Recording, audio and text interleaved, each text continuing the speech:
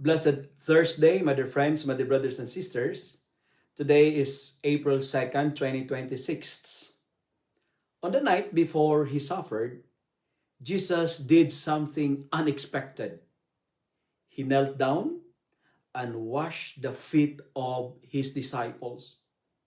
In the Gospel of John, chapter 13, verses 1 to 15, which is our Gospel for today, we are brought into a moment where divine love takes the form of humble service.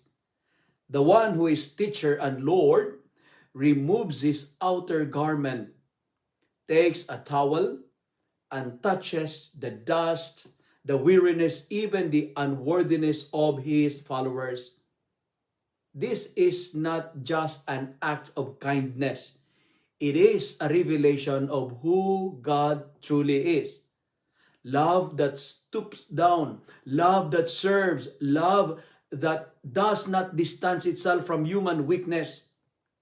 In this sacred gesture, Jesus shows us that true and real greatness is not found in power or recognition, but in the willingness to lower oneself for the sake of others. My dear friends, my dear brothers and sisters, my dear followers, my dear parishioners, Holy Thursday celebrates this profound mystery of love expressed through service and the gift of the Eucharist. As we commemorate the Last Supper, we remember that the washing of the feet is inseparable from the breaking of the bread. Jesus gives us himself completely, body and blood, and then commands us to do the same in love. The altar and the basin are deeply connected. Why? One nourishes us with the divine life, the other sends us out to live that life in humble service. On this holy night, we are reminded that to receive Christ in the Eucharist is also to accept his mission to become bread broken for others and hands willing to serve without counting the costs. And personally speaking, this gospel challenges me to examine how I love.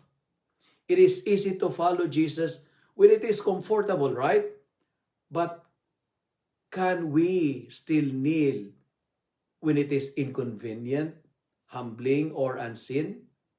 Can we love even those who may betray, misunderstand, or ignore us, just as Jesus washed the feet of Judas? Holy Thursday invites us not only to remember, but to imitate, to follow his example. It calls us to a love that is active, sacrificial, and real. A love that gets down on its knees and chooses service over pride. Tonight, my dear friends, Jesus whispers to our hearts, "As I have done for you, you also should do." And in that invitation, we find the true and real meaning of discipleship. Let me conclude my reflection with 3 S. S. The first S is service. Jesus washes the feet of his disciples, showing that true love is expressed in humble service. Holy Thursday reminds us that greatness in God's eyes is not about being served, but about serving others with compassion and humility. The second S is sacrifice. The washing of the feet points to the greater sacrifice of Jesus on the cross and in the Eucharist. On Holy Thursday, we remember that love is costly. It gives, it pours itself out, and it chooses others even to the point of suffering. And the final S is self-giving. It is a self-giving love. Jesus gives not only his actions, but his very self. In the Eucharist, He becomes our food, offering total self-gift. Holy Thursday, therefore, calls us to love in the same way, completely, generously, and without holding back. If you love and like this reflection, kindly share it with your friends, share it with your family, make the Word of God viral so that many will be blessed. Amen.